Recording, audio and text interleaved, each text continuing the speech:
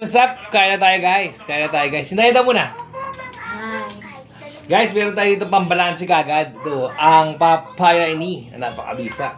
Siyempre, ang ulam namin ni Inday ito, yung paksiw na bangus. Alam, may mga chicharon pa siya ng palabok namin guys. Napakabisa niyan guys. Sarap niyan. Siyempre.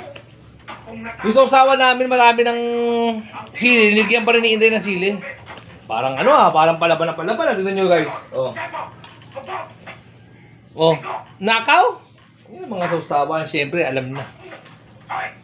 Kasi mapupunta ang Pats. Ano yun? So, magkakamayan kami ni Inday ngayon. Ang Pats, guys, ayun, no? Ow! Sarap. Kaya tayo, guys. Ba't kaya pang nagpaksuka, manamis na miss minsan, no? Dahil suka. Sarap. Hindi mo nang... Hanggang ngayon, masakit pa rin yung kanyang pisngi. Kahapon pa yan.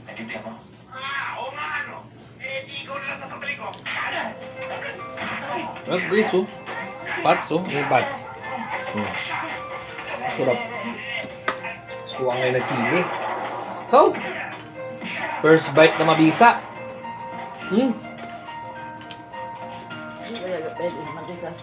Ito.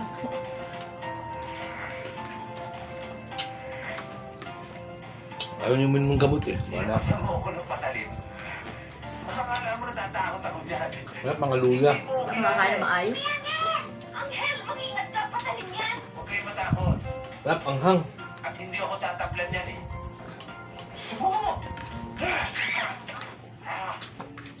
Ito yung kamayan talaga.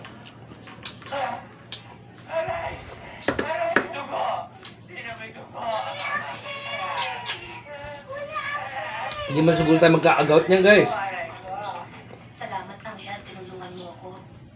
Alam mo, Kaya nga dyan lang ako naglalaro sa mga tilapia, nakatikim sana ako ng matinding sambal kay Adjo. bangus, talagang bukid. Sarap nung ano, ampalaya. Yung pala, peke yung pagkangin. Yan naman kasi ang hirap sa'yo, Angel. Ayaw mong maniwala nung una pa. Kung hindi ka pa mauunto, hindi ka pa magigising.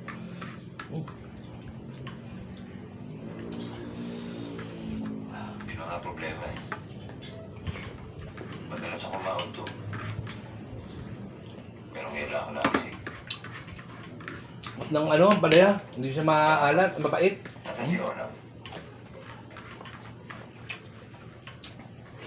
Kuya Angel, kinakatawag rin po ako. Bakit? Wala. Guys, ganun lang ang kain natin guys. Napakabisa, sarap. Si Inday, masakit ang kanyang ano, dito pa rin yung pisingin niya oh.